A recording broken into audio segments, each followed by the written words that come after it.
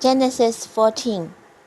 And it came to pass in the days of Arapham king of Shinar, Arishah king of Elasar, Gadolima king of Elam, and Tita king of nations, that they made war with Bera king of Sodom, Bashar king of Gomorrah, Shanam king of Adam, Shamba king of Sobium, and the king of Bale, that is Zon. All these joined together in the valley of Siddim, that is the Salt Sea. 12 years they served Kedorlaomer, and in the 13 years they rebelled. In the 14 years Kedorlaomer and the kings that were with him came and attached the Rephaim in Ashtaroth, Kadron, and the Susim in Ham, the Emin in Shavan, Karitin, and the Horan in their mountain of sin, as far as Ai Paran, which is by the wilderness. Then they turned back and came to Ian, Mizpah, that is Kadesh, and attached all the country of the Amalekite and also the Amorites who dwell in Hazadon Tamar. And the king of Sodom, the king of Gomorrah, and the king of Adam, the king of Zeboim, and the king of Bela went out and joined together in battle in the valley of Siddim against the Kedorlaomer, king of Elam, Adam, king of nation, Araphim, king of Shinar, and Aroch, king of Elasar, 4 kings against 5. Now the valley of Siddim was full of a fort peace, and the kings of Sodom and Gomorrah fell. Some fell there, and the remainder fled to the mountains. Then they took all the goods of Sodom and Gomorrah and all their provisions and went their way.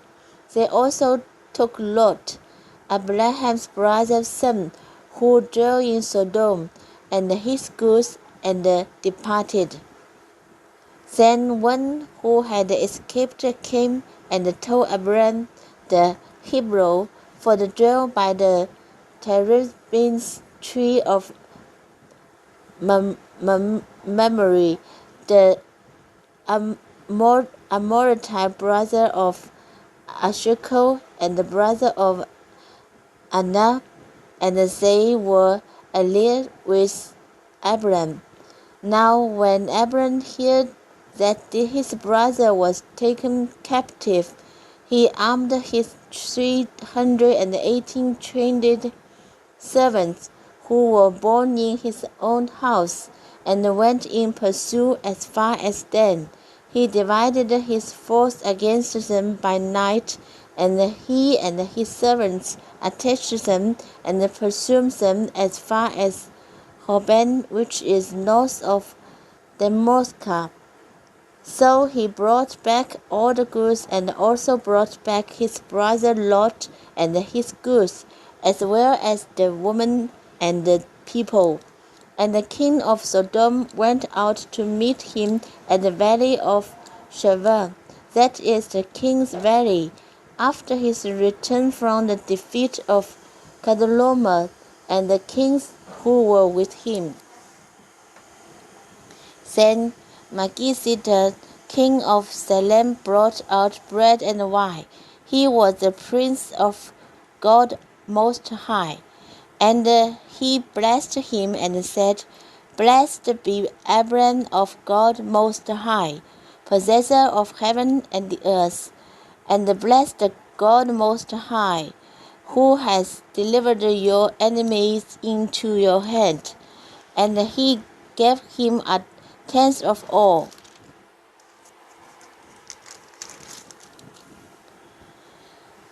Now the king of Sodom said to Abram, Give me the presents and take the goods for yourself.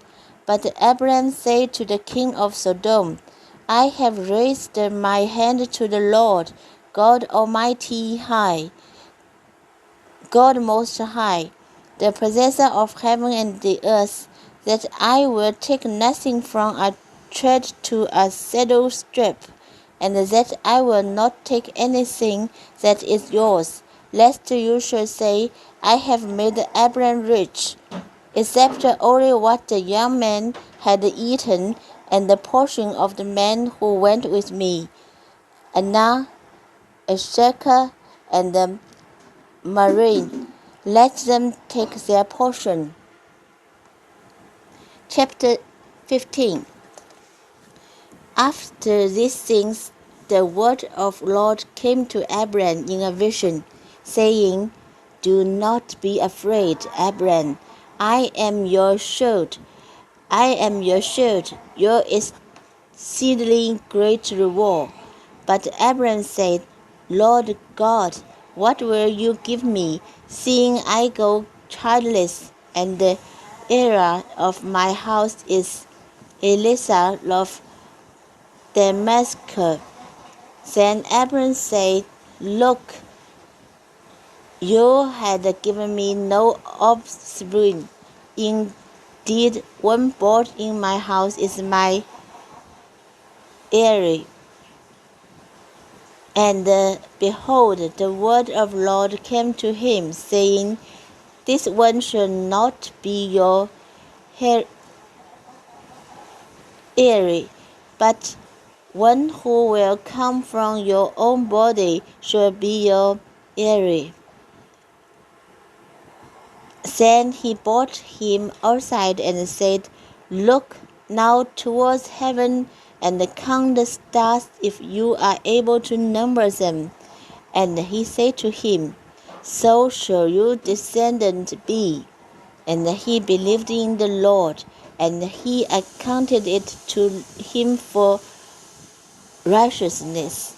Then he said to him, I am the Lord, who brought you out of womb of the Chaldean to give you this land to inherit it. And he said, Lord God, how should I know that I will inherit it? So he said to him, Bring me a 3-year-old heifer, a 3-year-old female goat, a 3-year-old ram, a turtle dove, and a young pigeon. Then he brought all this to him, and cut them in two, down the middle, and placed each piece opposite the other. But he did not cut the birds in two. And when the vultures came down on the carcasses, Abram drove them away.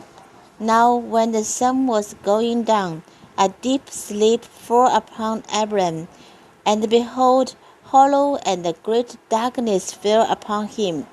Then he said to Abram, Know certainly that your descendants will be strangers in a land that is not theirs, and will serve them, and they will afflict them 400 years. And also the nation whom they serve I will judge. Afterwards they shall come out with great possessions. Now as for you, you shall go to your fathers in peace. You shall be buried at a good old age. But in the fourth generation they shall return here, for the iniquity of the Amorites is not yet complete. And it came to pass, when the sun went down and it was dark, that behold, there appeared a smoking oven and a burning torch that passed between those pieces.